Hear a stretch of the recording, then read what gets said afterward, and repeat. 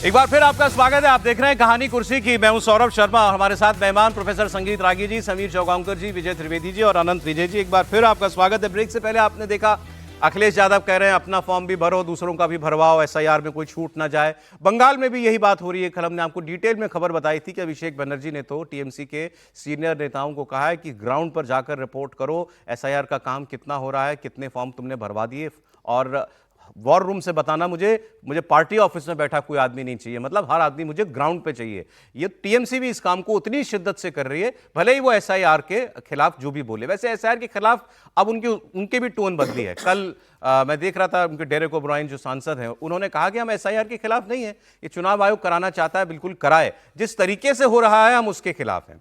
मोटा मोटा वो ये चाहते हैं करा लेना, पहले हमारा चुनाव हो जाने दो, उसके बाद करा लेना, लेकिन हो तो रहा है उससे पहले ही। अब एसआईआर को लेकर विपक्षी पार्टियों के इस पहले जो वोट चोरी का जो नैरेटिव बनाने की कोशिश की और जो नहीं चल पाया बिहार में, उसके बाद अब आया एसआईआर की प्रोसेस के दौरान बीएलओ की मौत को मुद्दा बनाया गया।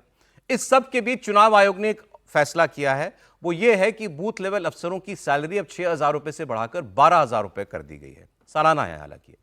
इसके अलावा वोटर रोल तैयार करने और उनमें बदलाव करने वाले बीएलओ सुपरवाइजर की सैलरी भी 12,000 से बढ़ाकर 18,000 रुपए कर दी गई। तो अब इनका एक सुपरवाइजर भी होगा। और बंगाल में एसआईआर को जो लड़ाई है वो कैसे नेताओं के बीच में चल रही है, ये देखिए। बीजेपी के नेता शुभेंदु अधिकारी ने एक बहुत बड़ा दावा किया। शुभेंदु अधिकारी ने कहा कि टीएमसी फेक वोटर को वोटर लिस्ट में रखना चाहती है, क्योंकि इन्हीं की वजह से ही वो सत्ता में आती है। उन्होंने तो बाकायदा डेटा दिया कि टीएमसी को 46%, 45.5% वोट पिछली बार मिला था। उन्होंने कहा एसआईआर हो जाए तो ये वोट 30% रह जाएगा मात्र, मतलब 15-16% वोट कम हो जाएगा तृणमूल कांग्रेस का अगर फेक वोटर हटा दें। उन्होंने कहा 60-70 लाख बांग्लादेशी और रोहिंग्या के वोट लेकर ही टीएमसी सत्ता में आ सकती है, वरना नहीं आ सकती। इसलिए यह वोट कटना सबसे ज्यादा जरूरी है।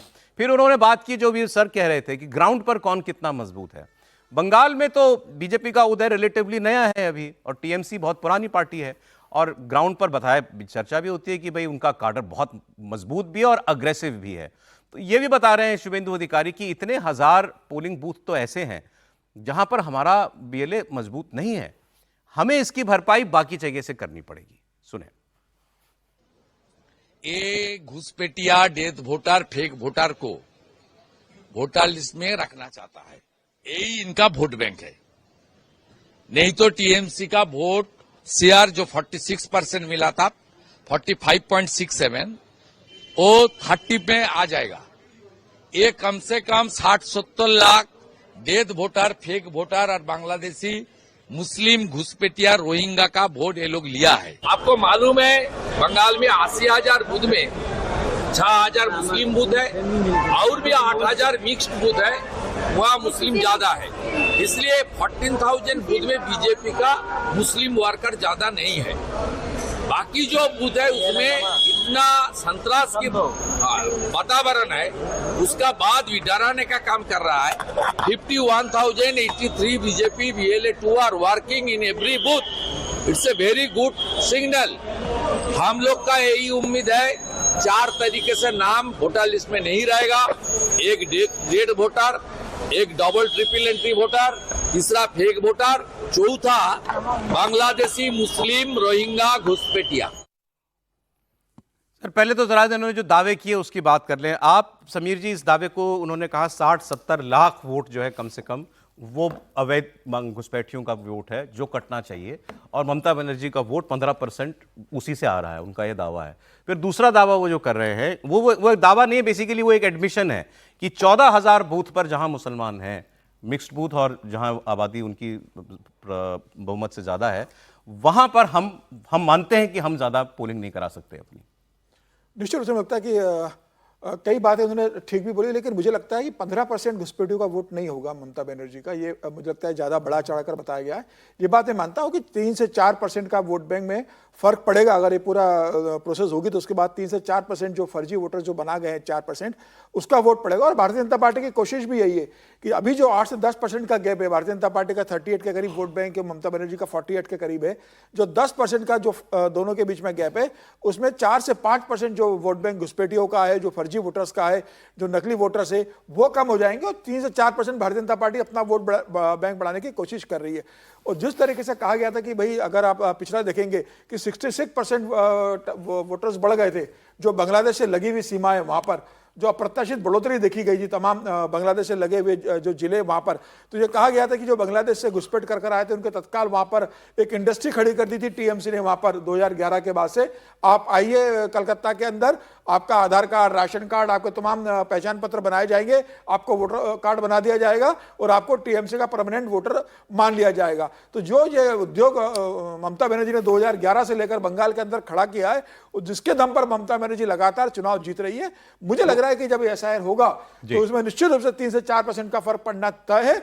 और अब ये देखना है कि चुनाव आयोग करेगा और फिर चुनाव डाटा बताएगा कि इसमें से कितने वोटर है जो जिनकी डेथ हो गई, जिन्होंने फर्जी डबल था, कौन पलायन कर गया है। तो जब फाइनल डाटा जारी होगा, ऐसे 10 लाख वोट कटने का तो आंकड़ा अखबार में मैंने ख्याल से आज से 10 दिन पहले पढ़ा था, 22 लाख वो तो पता नहीं कितना हो गया होगा, 22 लाख पे चला गया सर। कल की तारीख में 22 लाख का अनुमान है कि 22 लाख वोटर्स उसके अंदर कटेंगे। हालांकि 8 फरवरी को फाइनल सूची आने वाली है, तो 8 फरवरी तक कितने इसके अंदर आते हैं, मुझे लग रहा है निश्चित रूप से जब एसआईआर होगा चुनाव आयोग का, तो ममता बनर्जी का जो 3 से 4% का वोट बैंक है वो निश्चित रूप से इसके अंदर कटेगा। और हो सकता है ज्यादा भी 3 से 4%, 3 से 4% निश्चित रूप से ये दावा कर रहे हैं 15% का। देखिए, मुझे तो शुभेंदु अधिकारी की बात में दम लगता है, और मैं इसलिए कह रहा हूं कि हम लोग मान करके चलते हैं, या जितने भी आंकड़े आ रहे हैं, कि 143 ऐसी कॉन्स्टिट्यूएंसी है जहां पर मुस्लिम बड़े या तो डिसाइसिव हैं या डोमिनेंट फैक्टर के रूप में काम कर रहे हैं। अब जो ये 6000 जो बूथ्स हैं वो किस जगह पर हैं? 6000 बूथ्स जो हैं जिसे कम्प्लीटली हम कहते हैं जहां 100% मुस्लिम है, वो 24 परगना के अंदर है, मालदा के अंदर कुछ होगा, वसीरहाट के अंदर होगा, ये ऐसे कॉन्स्टिट्यूएंसी, और यह ये बांग्लादेश बॉर्डर से किनारे हुए जितनी डेमोग्राफी बदल गई है, वो करीब करीब वहाँ से औने पौने दाम पर सारे हिंदू यहाँ से ज़मीन बेच बाच करके भाग गए हैं। तो उन सारे बूथों पर इनके पास काडर कोई काम करने के लिए बचा नहीं है। कोई भी मुसलमान वहाँ पर तो पुलिस जाने से डरती है, तो इनका ये लोग कहाँ से चला जाएगा, ये इस बात पर अब निर्भर करता है। देखिए, सुप्रीम कोर्ट का जो ये जजमेंट आया था कि आप आधार कार्ड को भी सम्मिलित कीजिए, और 3 दिन पहले जो है वो सुप्रीम कोर्ट में बहुत शानदार सवाल चीफ जस्टिस ऑफ इंडिया ने कपिल सिब्बल से कहा। कपिल सिब्बल से चीफ जस्टिस ने पूछा कि आधार कार्ड तो सिटीजनशिप का प्रमाण पत्र नहीं है, कोई आधार कार्ड यदि ले लेता है यानी उसे बन गया है, तो क्या उसे वोट देने का अधिकार दे देना चाहिए? यदि वो घुसपैठिया है, घुसपैठिए को राशन के लिए, बाकी सुविधाओं के लिए उसको आधार कार्ड मिल गया, वो यूज कर रहा है, लेकिन क्या एक विदेशी नागरिक जिसने आधार कार्ड हासिल कर लिया है, क्या उसे भी वोट देने का अधिकार दिया जाना चाहिए? कपिल सिब्बल के पास इसका कोई जवाब नहीं था। उन्होंने कहा कि हम प्रक्रिया के बारे में हम प्रश्न कर रहे हैं, हम इसके बारे में नहीं कह रहे हैं। तो ये आने वाले दिनों में देखना पड़ेगा। और मुझे लगता है कि यदि चुनाव आयोग आधार कार्ड का भी एग्जामिनेशन करती है, और जो इसका प्रावधान है कि सुप्रीम कोर्ट ने भी अभी सुनवाई में कहा कि ये कोई पोस्ट ऑफिस थोड़े है। कपिल सिब्बल से सुप्रीम कोर्ट के चीफ जस्टिस ने कहा कि भाई चुनाव आयोग कोई पोस्ट ऑफिस थोड़े है कि आप उसे फॉर्म भर के दे दीजिए और उसको लटका ले, उसको एग्जामिन नहीं करेगा।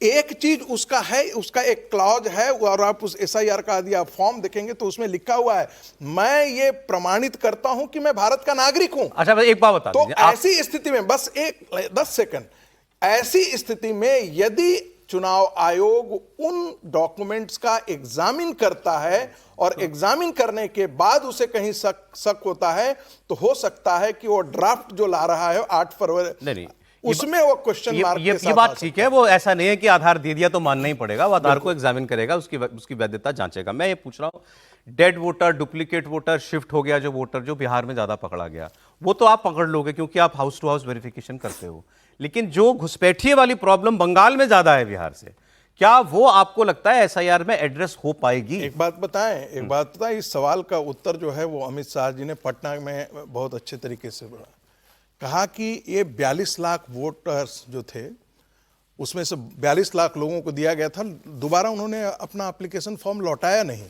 तो आपको क्या लगता है कि जो लोग जिनको पता था कि हम बाहर के हैं, वो लोग अपना फॉर्म लौटाते क्या? नहीं लौटाते। यही स्थिति जिसके बारे में विजय जी बार बार कहते थे, इसमें बताइए कितने घुसपैठिए हैं, वो नहीं बता पाएगा। लेकिन महत्वपूर्ण सवाल है कि इसमें से जितना डिस्ट्रीब्यूट किया गया है फॉर्म, उसमें से कितना फॉर्म्स लौट करके आता है, और लौटने के बाद एग्जामिनेशन के बाद जो ड्राफ्ट है उसमें अंतिम ड्राफ्ट में चुनाव आयोग कितने को देता है और कितने को नाम जारी करता है और कितने को शंका के आधार पर उसे फर्दर इन्वेस्टिगेशन। अरे मैं एक आपको मैं जोड़ देता हूं कि बिहार और बंगाल में ये फर्क है, बिहार में एनडीए की सरकार थी, अब बंगाल में तो ममता बनर्जी की सरकार है, तो वो किस तरीके से फॉर्म भरवाएगी, क्या करेगी, वो क्या करेगी, देखने वाली बात है। यही तो झगड़ा उनका इलेक्शन कमीशन से चल रहा है, तो इलेक्शन कमीशन ने तो उनसे कही दिया कि आप दबाव मत डालिए उनके ऊपर अनुचित काम करने का। ऑटोनोमस इलेक्शन कमीशन है, बंगाल में सरकार का इलेक्शन कमीशन है क्या? नहीं, विजय जी इस बात का नहीं है, जो बीएलओ को लेकर के है, ये बात तो अच्छी तरीके से अलग अलग जगह पर अलग व्यवस्था की हो केंद्र ने, कि बिहार में तो ऑटोनोमस इलेक्शन बॉडी काम करती है और बंगाल में इलेक्शन बॉडी। लेकिन एक जो बीजेपी की जितनी बातें हम सुन रहे हैं, अब ये हो सकता है कि अभी वो असल चुनावी मुद्दे वगैरह और वो एक बार ओपिनियन पोल भी होने शुरू होते हैं तो थोड़ा और ज्यादा पता चलता है। लेकिन क्या सर जी एक बंगाल के चुनाव के समय लाखों लोग भाग करके आसाम और झारखंड चले जाते हैं, बिहार में चुनाव के समय ऐसा हुआ था? अच्छा, नहीं, मेरा सवाल ये है आनंद जी, क्या बीजेपी सिर्फ एसआईआर के भरोसे है बंगाल में कि इसी से सारा काम हो जाएगा? घुसपैठिए आउट तो बीजेपी इन, घुसपैठिए आउट तो बीजेपी इन, ऐसा तो बिहार में भी नहीं हुआ। बिहार में पता ही नहीं चला कितने घुसपैठिए थे। तो बंगाल में घुसपैठिए के आधार पर भारतीय जनता पार्टी का परफॉर्मेंस अच्छा होगा, ये मैं नहीं मान सकता हूं। ठीक है, घुसपैठिए माहौल बनाने के लिए ठीक है, एक चुनावी मुद्दा भी ठीक है, घुसपैठियों के कुछ वोट जरूर होंगे, और अगर घुसपैठिए हैं तो अभी तो वापस चले गए ना भाई साहब, वो लोग घुसपैठिए तो उनके चुनाव में नाम है नहीं है। ठीक कहा संगीत जी ने कि ड्राफ्ट एक बार आ जाए, या विजय जी ने, ड्राफ्ट एक बार आ जाए तब हमें पता चलेगा। लेकिन ये कह देना कि घुसपैठिए के आधार पर है, मुझे लगता है नहीं। वहां जिस प्रकार से मुसलमानों का आतंक फैला है पिछले पश्चिम बंगाल में, कल ही मेरी बात हो रही थी उसी मोहल्ले के एक व्यक्ति से जहां पर इस सरकार के बहुत प्रभावशाली मंत्री रहते हैं, वो वहां पर परिवार में ये मतांतर हो गया है कि भाई इस बार ममता जी को वोट देना है या ममता जी के विरुद्ध बीजेपी को वोट देना है। तो उसमें एक पक्ष ने ये कहा कि तुम लोग ममता के प्रेम में पागल हो जाओगी, पूरा मुसलमानों की जनसंख्या बढ़ती जा रही है, जब 100% हो जाएगा तो सोचो बंगाल की संस्कृति का क्या होगा। और बंगाल में संस्कृति बहुत बड़ा मुद्दा है, उनकी अपनी जो एक बांग्ला क्या कहते हैं प्राइड को लेकर जिसको वो जीते हैं, अगर उस पर कहीं से शक खतरा उनको नजर आएगा तो ये भारतीय जनता पार्टी के लिए बहुत बड़ा मुद्दा बनेगा। और जेजी कार में हमेशा से बोलता हूं कि जेजी कार में जो बलात्कार हुआ एक स्टूडेंट का, उसका बहुत गहरा असर पश्चिम बंगाल में पड़ा है। और एक मुद्दा और है मुर्शिदाबाद का, वो मुसलमानों से ही जुड़ता है, इसलिए मैंने उस पर ज्यादा ध्यान दिया। अच्छा, अभी आपने जो बताया कि जो इस भावना को बीजेपी को वहां उघाड़ना है कि आपकी कल्चरल आइडेंटिटी वो उभार रही है, वो उभार रही है। देखिए अब जितनी बात अभी आपने देखी है, बाबरी मस्जिद वगैरह बना देंगे हम, और वो मामला खत्म थोड़ी होने दिया जा रहा है, वो बीजेपी भी खत्म होने नहीं देना चाहती। अब मैं आपको दिखाता हूं वहां क्या हुआ। अगले साल विधानसभा का इलेक्शन, और ये नई कंट्रोवर्सी टीएमसी के विधायक हुमायूं कबीर ने शुरू की थी कि हम मुर्शिदाबाद में बाबरी मस्जिद बनाएंगे। बताइए, पहले कहा था बंगाल में मुसलमान 37% है और जब तक हमारी मस्जिद पूरी हो जाएगी तब तक मुसलमान 40% भी हो जाएंगे, आपने कल देखा था। अब हुमायूं कबीर ने कहा है कि मस्जिद बनाने के लिए अगर मुझे मेरी पार्टी छोड़नी भी पड़े तो मैं छोड़ने के लिए तैयार हूं। जवाब दिया इनको एक और कंट्रोवर्शियल मिनिस्टर ही हैं टीएमसी सरकार के, सिद्दीकुल्ला चौधरी। उन्होंने कहा कि यह आदमी बाबरी मस्जिद को धार्मिक मुद्दा बनाना चाहता है, जबकि यह मुद्दा राजनीतिक मुद्दा है। अदालत से मुसलमानों को न्याय नहीं मिला, यह बात सही है, लेकिन जो हो चुका है वो हो चुका है।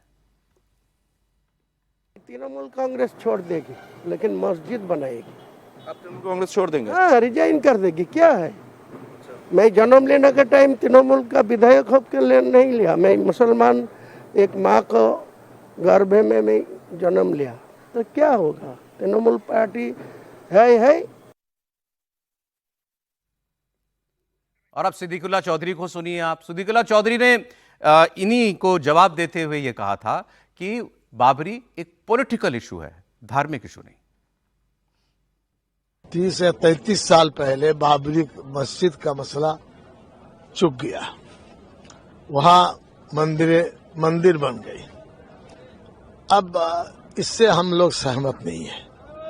कोई ये पॉलिटिकल मसला है, मजहबी मसला तो है नहीं। कुरान और हदीस में हमारे मदीना मुनव्वरा, मक्का मुकर्रमा, जेरूसलम, बैतुल मुक़द्दस की जो मस्जिद है उसको छोड़कर किसी मस्जिद की फौकियत नहीं है। और हम सुनने में आया वीडियो में बीजेपी वालों ने कहना शुरू किया अगर वो मस्जिद बनाएंगे तो 1 करोड़ उनके माथा का दाम हम देंगे।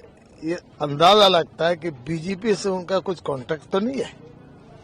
बंगाल को ममता बनर्जी हमारी हुकूमत को, हमारी पार्टी को नुकसान पहुंचाने के लिए ये खेल है।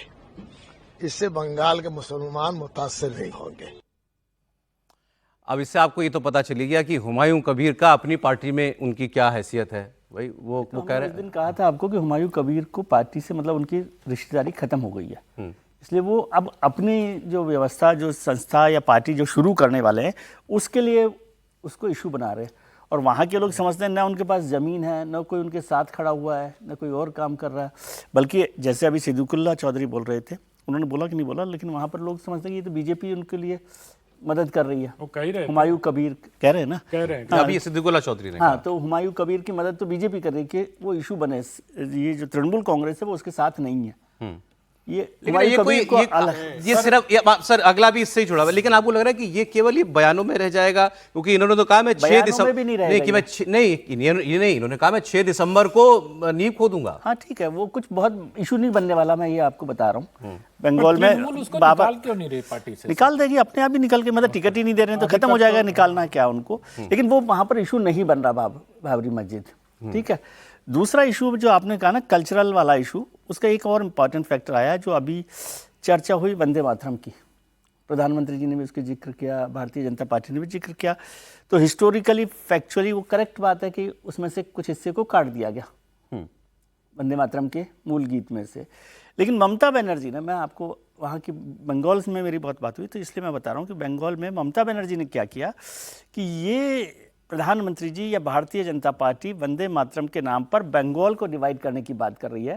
क्योंकि हिस्टोरिकल फैक्ट क्या है कि वहाँ पर बंकिम चंद्र चटर्जी और रविन्द्रनाथ टैगोर 2 अलग अलग थॉट प्रोसेस है।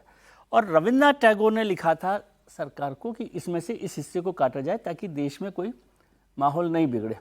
तो ममता बनर्जी के जो लोग हैं वो ये कह रहे हैं कि ये टैगोर और बंकिम को बांटने की तैयारी बीजेपी कर रही है, यानी बंगाल को डिवाइड करने की बात कर रही है। ये एक एजेंडा वो चला रहे हैं। नहीं वो ठीक है वो सर, सही है लेकिन कि नहीं बात है? बीजेपी तो इतना ही कहेगी ना कि जो पूरा गीत था वो नहीं गाया जाता है। ये नहीं, मैं ये कह रहा हूं कि वहां इसको करेक्ट कर देना चाहिए।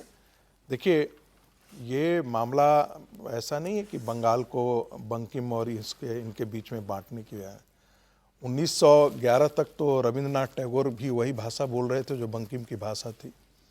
मूल ये था कि विरोध कहाँ से आया था? विरोध जो है वो मुस्लिम नेताओं की तरफ से आया था, मुस्लिम लीग के तरफ से आया था। और जब ये बात आई तब जाकर के कांग्रेस में इस पर विचार किया गया कि इसमें करना क्या चाहिए। तो उसमें से उस हिस्से को निकाल दिया गया जिसमें ऐसा बोध होता हो कि इसमें हम हिंदुओं को देवी देवताओं के प्रति आस्था प्रकट कर रहे हैं या पूजने वगैरह की बात कर रहे हैं। मजेदार बात है कि गांधी जी इससे सहमत नहीं थे, लेकिन फिर भी उन्होंने कहा कि भाई चलो हम इसको स्वीकार लेते हैं। महत्वपूर्ण बात है कि आजाद भारत के में भी क्या वैसे ही करने की आवश्यकता थी जो विभाजित भारत से। मैं ये कह रहा हूं उस समय तो मजबूरी हम समझ सकते हैं, 1937 की मजबूरी हम समझ सकते हैं, 35 की मजबूरी समझ सकते हैं, 47 तक मजबूरी समझ सकते हैं, लेकिन 47 के बाद भी बंगाल को हाशिए पर खड़ा कर देना और ये भी वंदे मातरम अगली खबर ये भी इंपॉर्टेंट है, इसको भी सुन लें आप। आपने कल मदनी जी का बयान सुना था, जमीयत उलमा हिंद के प्रमुख महमूद मदनी का। उन्होंने जिहाद को लेकर जो कहा था वो मामला बड़ा बन रहा है। इस पर बिहार के राज्यपाल आरिफ मोहम्मद खान ने कुछ कहा है, वो सबको सुनना चाहिए। और मैं तो कहता हूं कि इस पर लंबी बहस, हमें भी टाइम होता तो और करते, लेकिन दोबारा किसी दिन जरूर करेंगे। महमूद मदनी ने क्या कहा? जहां जुल्म होगा वहां जिहाद होगा, जहां जुल्म होगा वहां जिहाद होगा, ये उन्होंने कहा था। तो आरिफ मोहम्मद खान ने कहा कि देखिए जुल्म कहीं भी हो उसके खिलाफ जिहाद हो, इससे तो कोई एतराज कर ही नहीं सकता कोई मुसलमान कि जुल्म के खिलाफ तो खड़े होने के लिए कहा ही गया है। और अपने ऊपर ही जुल्म नहीं, अगर किसी और पे भी जुल्म हो रहा है तो उसके लिए भी खड़े हो, इस जिहाद का मतलब तो हमें ये बताया गया है। लेकिन फिर उन्होंने कहा कि मदनी जी जो सामने आकर, मतलब कैमरों के सामने जो बोलते हैं उसमें, और जो जिस इंस्टीट्यूशन से वो आए हैं, देवबंद में जो वो पढ़ाते हैं, दोनों में क्या अंतर है ये मदनी आपको नहीं बताएंगे। उन्होंने कहा देवबंद में जिहाद की परिभाषा कुछ और बताई जाती है। वो परिभाषा ये है कि दीन हक मतलब इस्लाम की तरफ बुलाओ औरों को, और जो ना आए या आने से मना कर दे उसके खिलाफ जंग करो, ये जिहाद है। और ये पढ़ाता है देवबंद, लेकिन बताता नहीं है। सुनिए आरिफ मोहम्मद खान को। जिस शिक्षण संस्था से ताल्लुक है वहां पे वो पढ़ा क्या रहे हैं कि जिहाद क्या है, जरा उसे गौर कर लीजिए। अगर उत्पीड़न के खिलाफ लड़ाई को जिहाद कहते हैं तो मुझे तो नहीं लगता कि कोई भी उससे असहमत हो सकता है। लेकिन ये किसको कहते हैं, मैं इन्हीं के यहाँ पढ़ाई जाने वाली किताब, जो इन्हीं के यहाँ पढ़ाई जाती है देवबंद में, मैं उसका सिर्फ एक लाइन कोट करता हूँ। यहाँ पे है, शरीयत में जिहाद दीन हक की तरफ बुलाने, मतलब मैं आपको इनवाइट करूँ कि आप मेरे रिलीजन में आ जाइए, और जो उसे कबूल ना करे उससे जंग करने को कहते हैं। अब मदनी जी जवाब दें कि आरिफ मोहम्मद खान झूठ बोल रहे हैं। देखिए, मदनी जी कुरान की सही व्याख्या कर रहे हैं, और मैं ये बहुत गंभीरता से बात कर रहा हूँ कि तालिबान जब आया, तालिबान का मंत्री आया, तो देवबंद क्यों गया? देवबंद इस्लाम की वही व्याख्या करता है जो सलाफी इस्लाम करता है और जो बहावी इस्लाम करता है। आप अफगानिस्तान के डूरन लाइन के दाएं और बाएं दोनों तरफ किसकी फैक्ट्रियां हैं? देवबंद स्कूल की ही हैं। आरिफ मोहम्मद खान ने एक जिक्र नहीं किया, जिस बुक से वो कोट कर रहे थे, संभवतः ये उसी बुक का जिक्र कर रहे हैं जो 11वीं सेंचुरी का एक बुक है, हिदाया, जिसमें एग्रेसिव जिहाद के बारे में बात की गई है, जो देवबंद के सारे मदरसों और सारे स्कूल में पढ़ाया जाता है जी। एक अंतिम बात कहता हूं, देवबंद जितने, ये प्यू रिसर्च सेंटर का ये स्टडी है कि जितने भी दुनिया में टेरर बॉम्बिंग हुए हैं उसमें तबलीगी जमात और देवबंद के स्कूल के पढ़े हुए लोग या उससे इंडोक्ट्रिनेटेड लोग। सर मैं तो ये कह रहा हूं, आरिफ मोहम्मद खान ने कहा जो बता रहे हो वो नहीं पढ़ा रहे हो, जो पढ़ा रहे हो वो बता नहीं रहे हो। तो ये इस बात पे तो डिटेल में सामने आना चाहिए ना देश के सामने कि देवबंद में पढ़ाया क्या जा रहा है। आरिफ मोहम्मद खान कह रहे हैं, मैं नहीं। मैं तो देखिए ये बहुत दिनों से इस बात को कह रहा हूं कि मुसलमानों को सामने आकर अपने कौम में जितनी विसंगतियां हैं उनके विरुद्ध बोलना चाहिए। लेकिन अब क्या है कि आरिफ मोहम्मद खान जैसे लोग तो जो पढ़े लिखे तबके से आते हैं वो बोल देंगे, लेकिन कल से मैं देख रहा हूं तमाम मौलाना उनके सुर में सुर मिला रहे हैं, कह रहे हैं मुसलमान, एक कहता है कि मैं उनका विरोध करता हूं लेकिन मुसलमानों पर जुल्म हो रहे हैं, और यही तो मदनी ने भी कहा है कि मुसलमानों पर जुल्म हो रहा है इसलिए जिहाद जरूरी है।